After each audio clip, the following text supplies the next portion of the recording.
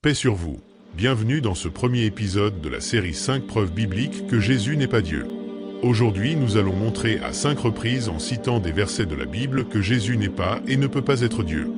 D'abord, dans la Bible, il y est dit de manière claire que Dieu ne peut pas vivre sur terre avec les hommes, car il est immensément grand. Et pour le prouver, je vais citer le 18e verset du 6e chapitre du 2e livre des Chroniques. Mais quoi? Dieu habiterait-il véritablement avec l'homme sur la terre? Voici, les cieux et les cieux des cieux ne peuvent te contenir, combien moins cette maison que j'ai bâtie.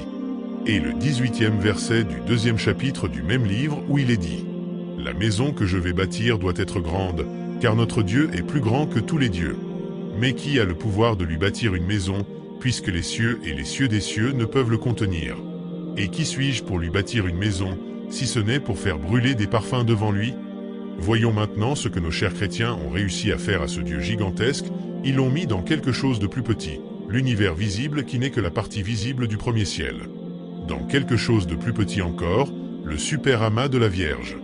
Dans quelque chose de plus petit encore, l'amas local. Dans plus petit encore, notre galaxie, la Voie lactée. Dans quelque chose de plus petit encore, le bras d'Orion. Dans quelque chose de plus petit encore, le système solaire, et dans plus petit encore la planète Terre, et non content de cela, ils ont mis le Créateur, celui qui est plus grand que tout, dans le ventre d'une femme. En fait, vous n'imaginez même pas l'horreur de ce que vous dites. La Bible affirme aussi que si Dieu descendait sur terre, les montagnes s'ébranleraient, et tout le monde croirait et tremblerait devant lui, comme c'est marqué dans les versets 1 à 3 d'Ésaïe 65. Oh! Si tu déchirais les cieux, et si tu descendais, les montagnes s'ébranleraient devant toi. Comme s'allume un feu de bois sec, comme s'évapore l'eau qui bouillonne. Tes ennemis connaîtraient ton nom, et les nations trembleraient devant toi. Lorsque tu fis des prodiges que nous n'attendions pas, tu descendis, et les montagnes s'ébranlèrent devant toi. Et le Coran continue en disant qu'après avoir découvert l'existence de Dieu, les gens croiront en lui, mais que ça ne servira à rien à la personne qui n'avait pas foi avant, et à la personne qui avait la foi mais ne pratiquait pas. Dit, l'ange de la mort qui est chargé de vous, vous fera mourir. Ensuite, vous serez ramenés vers votre Seigneur. Si tu voyais alors les criminels comparaître, tête basse devant leur Seigneur. Notre Seigneur, nous avons vu et entendu, renvoie-nous donc afin que nous puissions faire du bien. Nous croyons maintenant avec certitude. Qu'attendent-ils? Que les anges leur viennent, que vienne ton Seigneur, ou que viennent certains signes de ton Seigneur? Le jour où certains signes de ton Seigneur viendront, la foi en lui ne profitera à aucune âme qui n'avait pas cru auparavant ou qui n'avait acquis aucun mérite de sa croyance. Dis, attendez, nous attendons, nous aussi. Donc selon les chrétiens, Dieu serait descendu, mais non seulement les montagnes ne se sont pas ébranlées, mais aussi la majorité des gens de son propre peuple n'avaient pas cru en lui. Jésus n'est dans aucun cas le Dieu en qui le prophète Ésaïe croyait. En guise de troisième preuve, il est écrit dans la Bible que Dieu ne change pas dans le 17e verset du premier chapitre de l'Épître de Jacques. Toute grâce excellente et tout don parfait descendent d'en haut, du Père des Lumières, chez lequel il n'y a ni changement ni ombre de variation. Il nous a engendrés selon sa volonté, par la parole de vérité, afin que nous soyons en quelque sorte les prémices de ses créatures. Et dans le 6e verset du 3e chapitre du livre de Malachie. Car je suis l'Éternel, je ne change pas. Et vous, enfants de Jacob, vous n'avez pas été consumés. Dieu est celui qui est, c'est-à-dire l'être invariable, il ne peut pas donc venir sur terre pour prendre une apparence humaine. Car d'après la croyance chrétienne, Dieu est venu revêtir un nouveau corps d'homme, qui a été conçu vers l'an 1, et il est monté avec ce même nouveau corps. Ce qui fait qu'aujourd'hui Dieu a l'apparence d'un homme du Moyen-Orient, vous imaginez la dinguerie. Dieu ne change pas que par l'apparence avec Jésus, ses manières et ses attributs changent. Par exemple, Dieu se reproche à lui de s'être abandonné, il mange, il dort, il est terrifié, et lui qui savait tout devient un ignorant avec Jésus.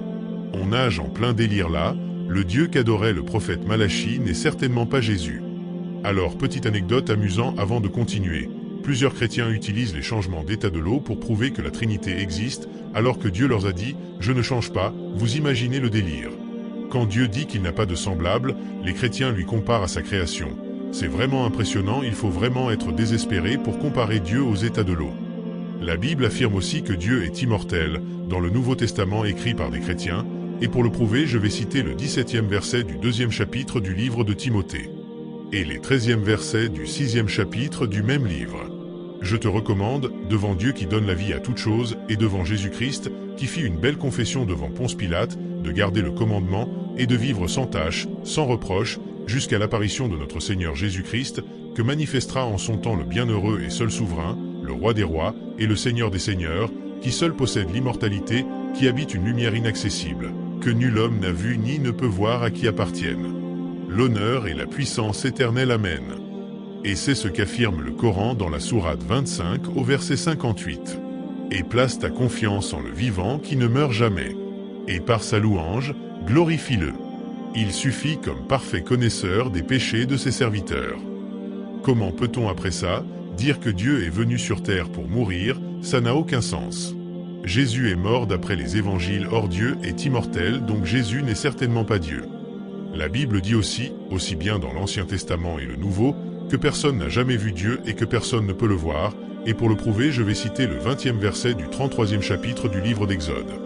L'Éternel dit, « Tu ne pourras pas voir ma face, car l'homme ne peut me voir et vivre. » Maintenant les chrétiens nous disent que des humains ont réussi à voir Dieu, et au lieu de mourir c'est Dieu lui-même qui a été tué par ces hommes. Vous imaginez le blasphème.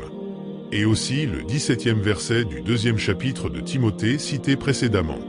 Au roi des siècles, immortel, invisible, seul Dieu, soit honneur et gloire, au siècle des siècles. Amen. Sans aussi oublier les versets 13 jusqu'à 16 de Timothée 6, qui est plus explicite.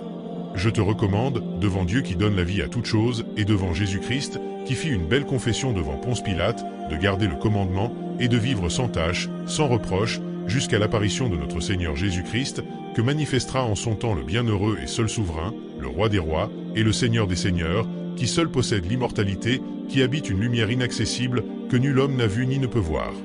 Au verset 16 l'auteur nous dit que non seulement que seul Dieu est immortel, mais aussi que Dieu est au-dessus de tout, et qu'il est inapprochable dans sa plénitude par les moyens humains. Et qu'aucun homme n'a jamais vu Dieu, Jésus y compris, et que personne ne peut le voir. Et ce passage n'est pas tiré du livre saint des musulmans et des juifs, mais de la Bible chrétienne. Les chrétiens ne suivent donc pas la Bible. Et cela est confirmé par plusieurs passages du Coran. Et lorsque Moussa, Moïse, vint à notre rendez-vous et que son Seigneur lui parlait, il dit, « Ô mon Seigneur, montre-toi à moi pour que je te voie. » Il dit, « Tu ne me verras pas, mais regarde le mont, s'il tient en sa place, alors tu me verras. » Mais lorsque son Seigneur se manifesta au mont, il le pulvérisa, et Moussa, Moïse, s'effondra foudroyé. Lorsqu'il se fut remis, il dit, « Gloire à toi. À toi je me repens, et je suis le premier des croyants. » Voilà Allah, votre Seigneur. Il n'y a de divinité que lui, créateur de tout, adorez-le donc. C'est lui qui a charge de tout. Les regards ne peuvent l'atteindre, cependant qu'il saisit tous les regards. Et il est le doux, le parfaitement connaisseur. Il n'a pas été donné à un mortel qu'Allah lui parle autrement que par révélation, ou de derrière un voile, ou qu'il envoie un messager, ange, qui révèle, par sa permission, ce qu'il veut. Il est sublime et sage. En conclusion, il est clair dans le judaïsme, dans l'islam et dans les écrits chrétiens, qu'aucun homme n'a jamais vu Dieu, qu'il ne peut pas vivre sur terre et s'y incarner. Donc, nos amis chrétiens, Dieu n'est pas votre égal pour que vous faites de lui tout ce qui vous passe par la tête. Merci d'avoir regardé cette vidéo, je vous dis à la prochaine sur Coran versus Bible.